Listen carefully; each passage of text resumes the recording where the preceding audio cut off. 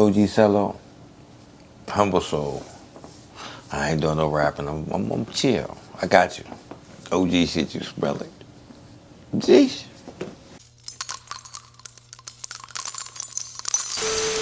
AHumbleSoul, we checking back in, man. Another exclusive state to state with it. OG shit, you smell it. Come on, man. Oh, we back.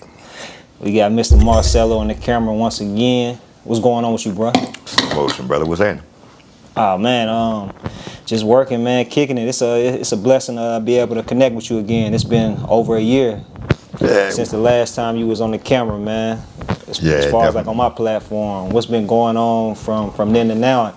I ain't saw like no albums pop up on Apple Music or nothing like that, bro. man. I be behind the scenes, bro. Like what's been going on with you, man, since the last time we chopped it up, bro? I mean, I'm working on an album now.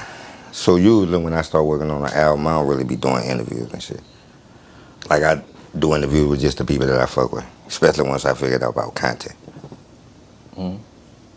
Don't make no sense to give other people my content unless it's somebody that I genuinely fuck with. You know, like as you learn the business, you figure things out. That's all. And I've been working on the album. You know, I be doing a lot of work with like Feet Banks. Me and Feet been doing a lot of work. You know, just on the other side. Movies too. We definitely got some movies coming. I just looked at that Detroit scene, right? And I saw them dudes were doing the movies. And I paid attention to it and I was like, this is something we need to tap into.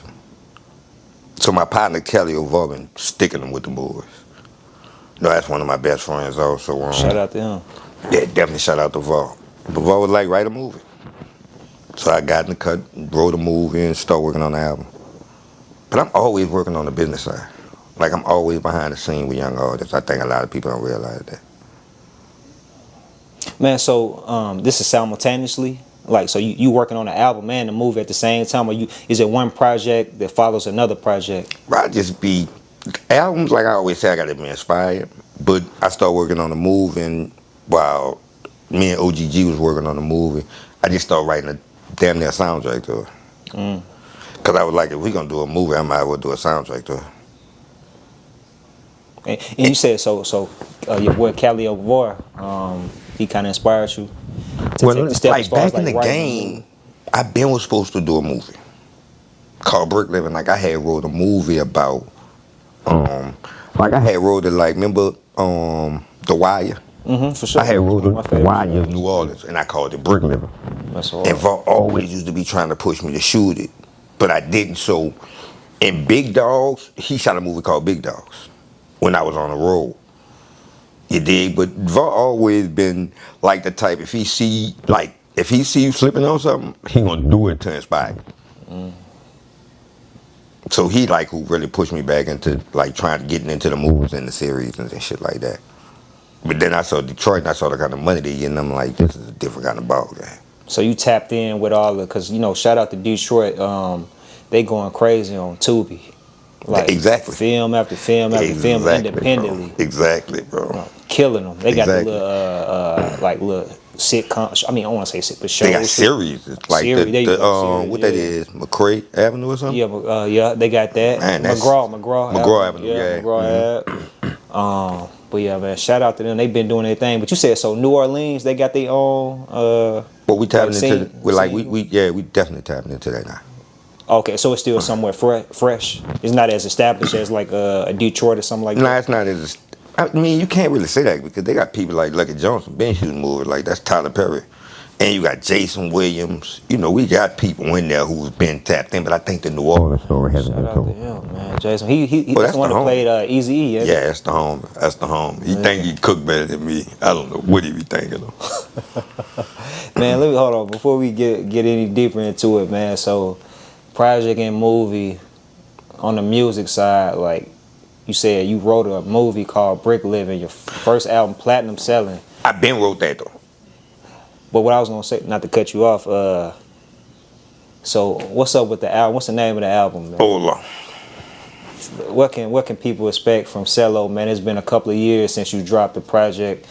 Like, what can the listeners look out for, the viewers tap in, be expecting, you know what I'm saying, with this new project, dog? I mean, you know, I just soulful music.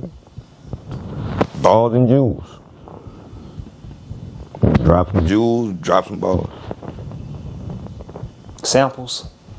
I mean, like, Samples. I'd like to do the samples because it gives me, like, I like to do shit that I grew up off when it comes to music, definitely. Like, I like to do that kind of shit. So it's more inspiring to do that. But, like, when I was doing, a lot of people don't know, like, when I was doing that OG Love, that OG project, that was dedicated to my mom and my daddy. So I was just in that zone of things. But, you know, now, like, I mean, I'm gonna tap into them. Balls, jewels. Now, you know, in today's climate musically, man, a lot of people are putting like the 7, 8, 9 song albums and EPs and all that type of stuff out. Each song maybe I ain't gonna do that. a minute and a half or I ain't two. gonna You know do that. what I'm Been saying? going for me. I ain't gonna do that. I ain't gonna do that. It'll be 16, 17 records. Full length. Oh, definitely. Yeah. We gonna get You on. got something to say? I had a lot to say. I mean, I just got like it's just a new game of things, and at times, like once you get into the business aspect of things, like people forget like who you is. Like they forget how hard with that penmanship about. So I got Any Jet Life features on there? oh definitely. Everybody, I know what you want, bro. the Spitter album, me and Spitter, listen, bro. Me and Spitter is definitely gonna do an album. I promise you, I guarantee you that. Okay, so you got so that's an exclusive right there, man. Because I think y'all been collaborating for what, almost 2 decades or something like that. Since we both got in the game.